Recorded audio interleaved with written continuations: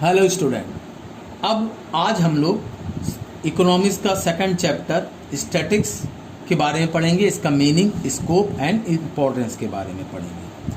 अब स्टैटिक्स क्या होता है? स्टैटिक्स का मतलब होता है कि the word statics seem to have been derived from the Latin word status और द इटालियन वर्ड स्टैटिटा और German word static. All this words mean a political state.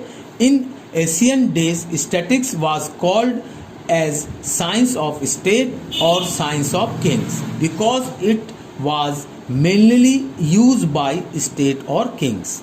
यानी स्टैटिक्स जो है, जो शब्द बना है, ये लैटिन वर्ड, जर्मन वर्ड और इटालियन वर्ड से निकाला गया है। और इसकी जो मतलब है कि इसमें प्राचीन काल से या एशियन टाइम से ही आंकड़ों को इकट्ठा करना, जो कि किसका काम था? किंग का काम था। तो इसको हम लोग साइंस ऑफ स्टेट के नाम से भी जानते हैं।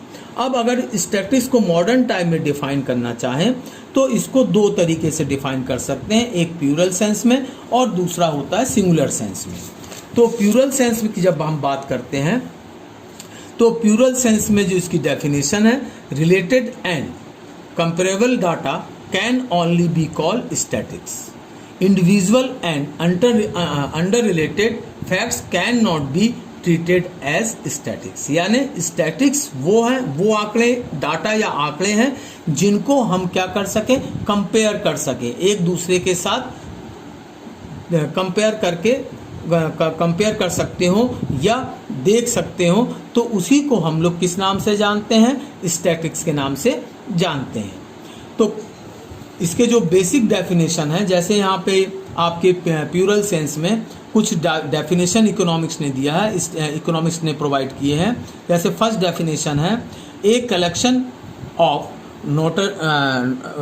ए collection of noteworthy facts concerning state both historical and descriptive. दूसरा जैसे आपके डेफिनेशन दिया गया है, statistics are numerical statement of facts in any department of inquiry place in relation to each other. यानी स्टैटिक्स क्या है? एक न्यूमेरिकल यानी नंबरों का स्टेटमेंट है जिसमें कि फैक्ट किसी भी डिपार्टमेंट के थ्रू किसी के रिलेशन के लिए प्रोवाइड किया जाता है। तो उसको हम लोग प्लूरल सेंस में स्टैटिक्स के नाम से जानते हैं।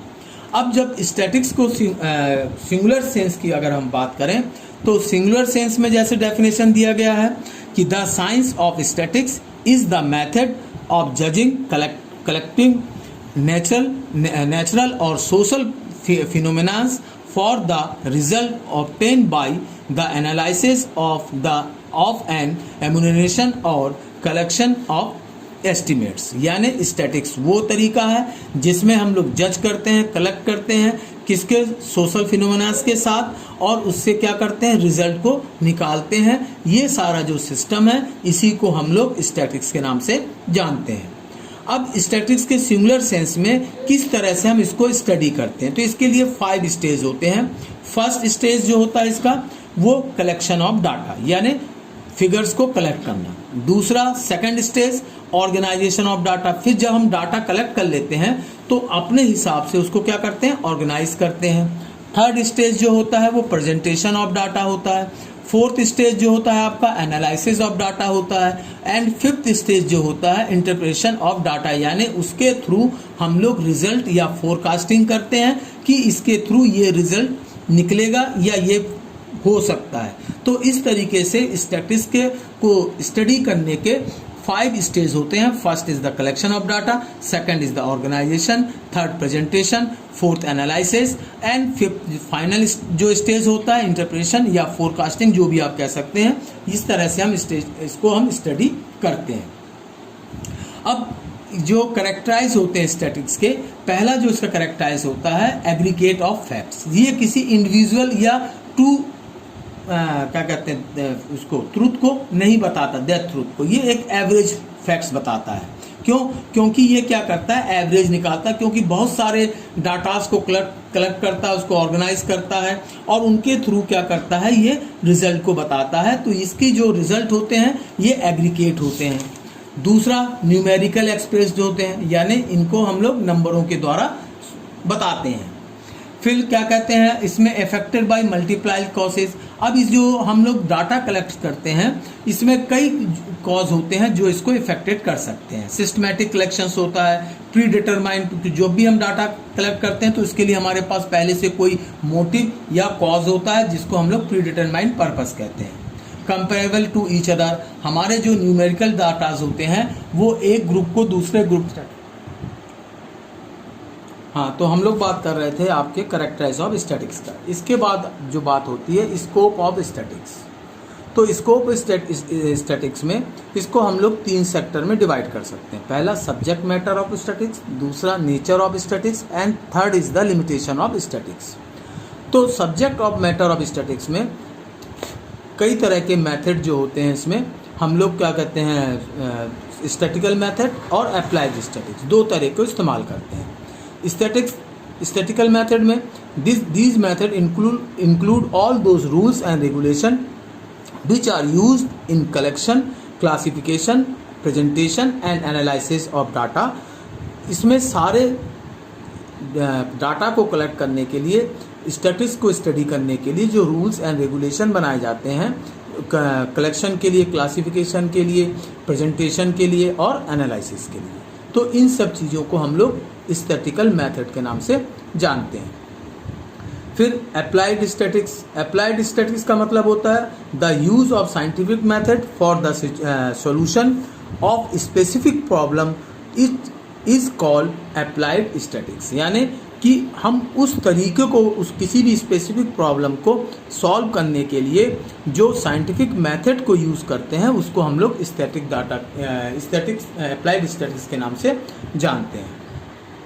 अब बारी आती है कि nature of statics. Nature of statistics तो ये साइंस भी है और आर्ट्स भी है, यानी स्टैटिक्स को हम लोग बोथ सपोज करके चलते हैं, मानते हैं कि ये साइंस और आर्ट है। अब साइंस और आर्ट में क्या डिफरेंस है?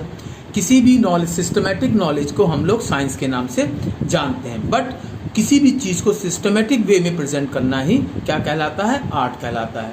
तो जो हमारा स्टैटिक्स है वो वन वे में साइंस भी है और आर्ट्स भी है। Limitation of data.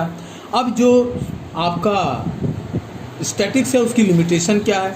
ये न्यूमेरिकल नंबर यानी क्वांटिटिव को स्टडी करता है, ना कि क्वालिटिव को। अच्छा, ये इंडिविजुअल स्टडी नहीं कर सकता, it does not study individual. Lack of standard of conclusion, यानी कि इसके जो रिजल्ट्स होते हैं उसमें भी कमियां होती हैं क्योंकि एग्रीगेट रिजल्ट प्रोवाइड करता है। फिर homogeneity and uniformity is a must, यानी कि किसी भी चीज़ को अगर हम स्टडी कर रहे हैं, कंपेयर कर रहे हैं, तो उसमें होमोजीनियस होना चाहिए, प्लस वो कंपैरिजन के लायक होना चाहिए, नहीं तो ये किसी भी स्टडी को करने के इसके लिए पॉसिबल नहीं होता है। तो ये इसकी लिमिटेशंस होती है। इसके बाद बारी आती है आपका हाउ टू रिमूव डिस्ट्रस्ट। अब क्या कहते हैं, कई लोग इसलिए क्या करते हैं, स्टैटिक्स को विश्वास नहीं करते क्योंकि इसका जो भी रिजल्ट होता है वो अप्रॉक्सीमेट होता है। अप्रॉक्सीमेट मतलब कि ये लगभग रिजल्ट देता है, ना कि एक्यूरेट रिजल्ट को प्रोवाइड करता है। अब importance of statics in economics.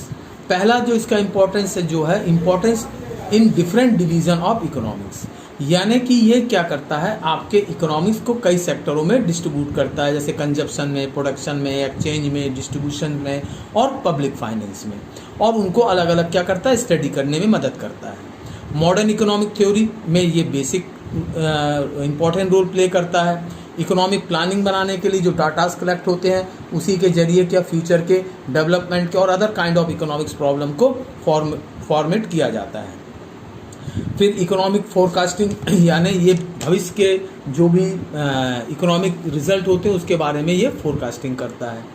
अब ये किस किस सेक्टर में यूज़फुल है? पहला एरियाज इसका बिजनेस में है, बैंकर्स में है, ब्रोकर्स में है, फिर इंश्योरेंस कंपनीज में है और रिसर्च में है। तो ये इन सेक्टरों में क्या करता है, बहुत ही इंपॉर्टेंट रोल प्ले करता है। Thank you.